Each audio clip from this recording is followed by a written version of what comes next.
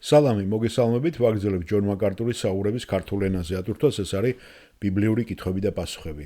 შემდეგ კითხვას სვავს ელიზაბეტი, ოსტენი ამბობს ამას.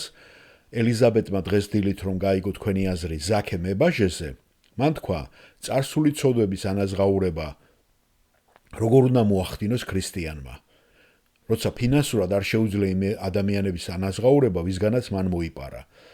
იმისათვის რომ მან ჭეშმარიტი მონარბია გამოვლენოს, უნდა გადაიხადოს თუ არა მან ანაზღაურება თავისი ცოდვებისათვის ყველა იმ ადამიანის მიმართ, ვისაც ზარალი მიაყენა. მე ესე გავაკეთე ფორმულა, როცა ქრისტიანი ხდები, ზაქე მებაჟესავით, ყველას უნდა დაუბრუნო და უნაზღაურო ზარალი? ეს სხვადასხვა ფინანსურს არ ეხება, ყველანაირი, მაგალითად, ცოდვები რაც მიგვიწვის, ხო? როგორ უნდა გავაკეთოთ ჩვენ ქრისტიანებმა, როცა გძნობ რომ შენ ადამიანებს აწყენინე, აგულიატკინე, ან მოატყუე, ან სხვადასხვა ზარალზეა ლაპარაკი, ხო? და ნახე ჯონ მაკარტური რა კარგად უპასუხებს.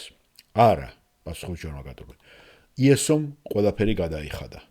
დიახ, მაგრამ მე ვფიქრობ, როცა ეს არის ურთიერთობა ღმერთთან. თუ ადამიანები რომელსაც თქვენ აწყენინეთ, ზიანი მიაყენეთ და ისინი თქვენს ახლოს, თქვენ სამყაროში არიან ისევ, ხო? და თქვენ გაქვთ მათთან წვდომა. რა თქმა უნდა, თქვენ მიდიხართ მათთან და ეუნებით მან, რომ უფალმა შეცვალა თქვენი ცხოვრება და ნანობთ თუ როგორ მოექცით მათ და რა გააკეთეთ მათთან. და აცნობებთ მათ, რომ გსურთ გააკეთოთ ყველაფერი, რაც შეგიძლიათ ამის გამოსასწორებლად. მე ვფიქრობ, თქვენ მიდიხართ ღია გულით და ღია ხელებითაც.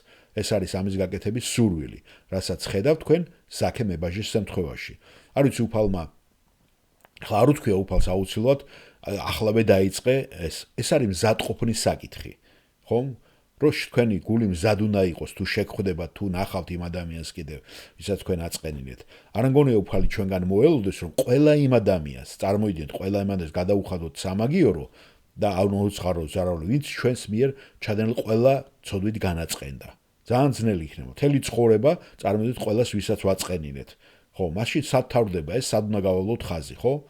ვერც კი გაიხსენებთ ზოგჯერ იმ ყველა ადამიანს და სკოლის ასაკში, ვისაც თქვენ რაღაცა აწყენინეთ.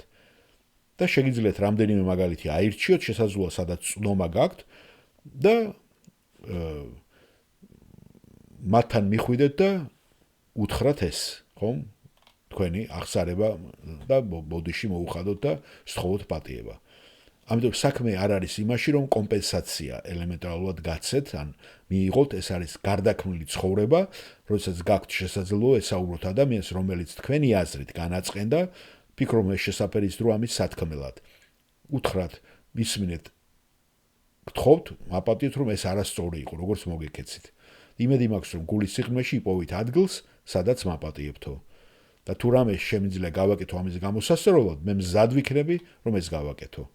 ეს უბრალოდ გული ღიაა თქვენი და ეს არის ღია გულის იდეა, რომ თქვენი გული ღია ამისათვის გააკეთოთ.